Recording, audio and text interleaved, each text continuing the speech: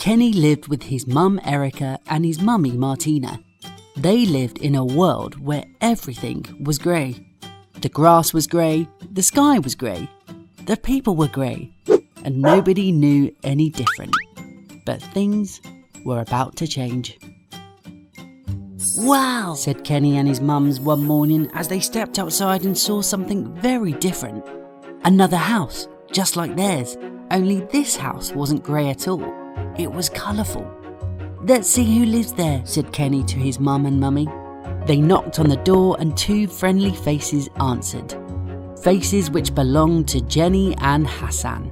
Jenny and Hassan had just moved in. They were a couple and had a very colourful pet cat.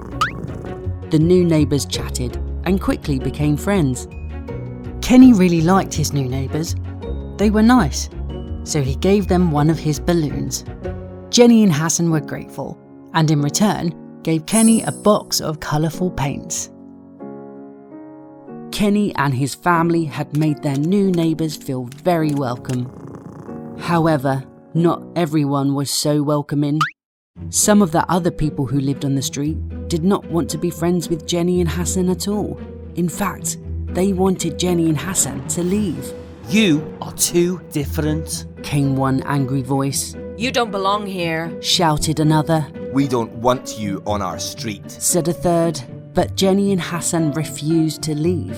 "We belong here too," they called back. This made the people from the street even angrier. "No, you can't stay. "You'll change everything." "You are different and frightening." Suddenly, before Kenny or his mums could do anything, Jenny and Hassan were rudely pushed inside their own home.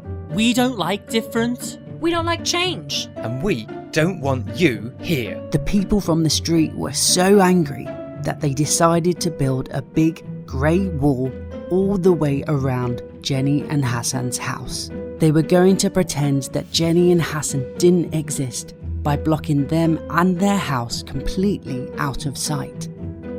Kenny was furious. "That's not fair," he shouted as he ran towards the newly finished wall. Kenny tried to push it down, but it was too strong. He tried to climb it, but it was too high. Kenny thought and thought.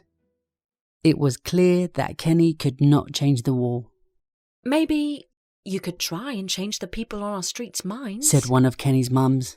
"Maybe they just need someone to help them understand that being different is not something to be scared of," said the other.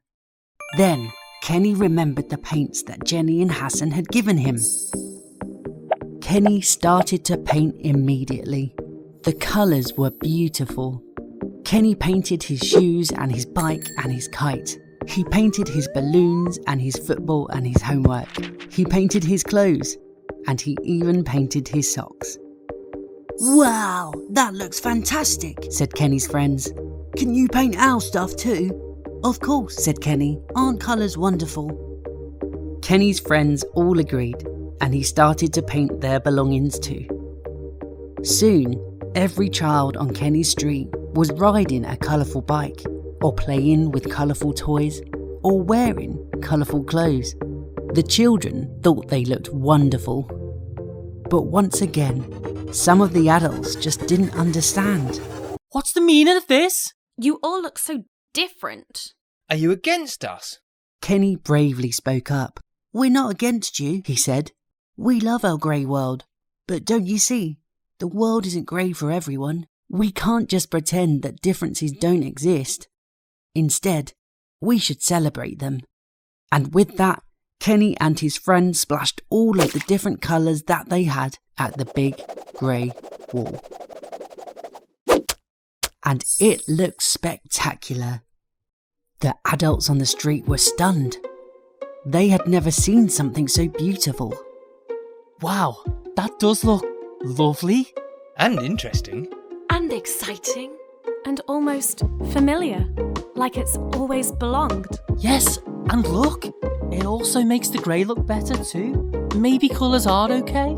"No, colours are more than okay," said Kenny. "They are awesome."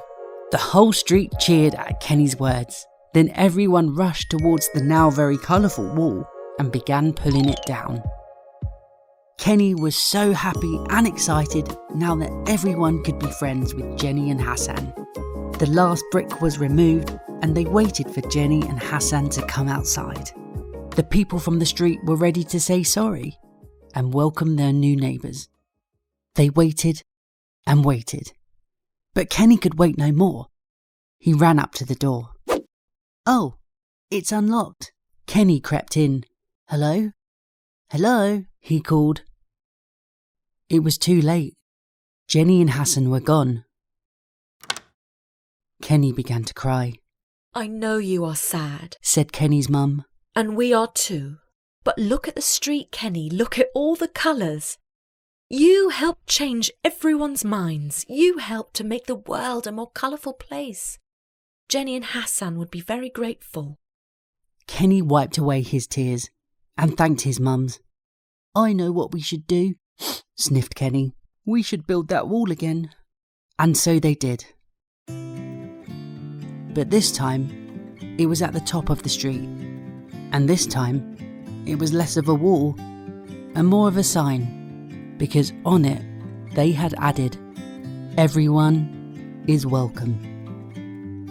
And Kenny hoped that wherever Jenny and Hassan were, they just might see it.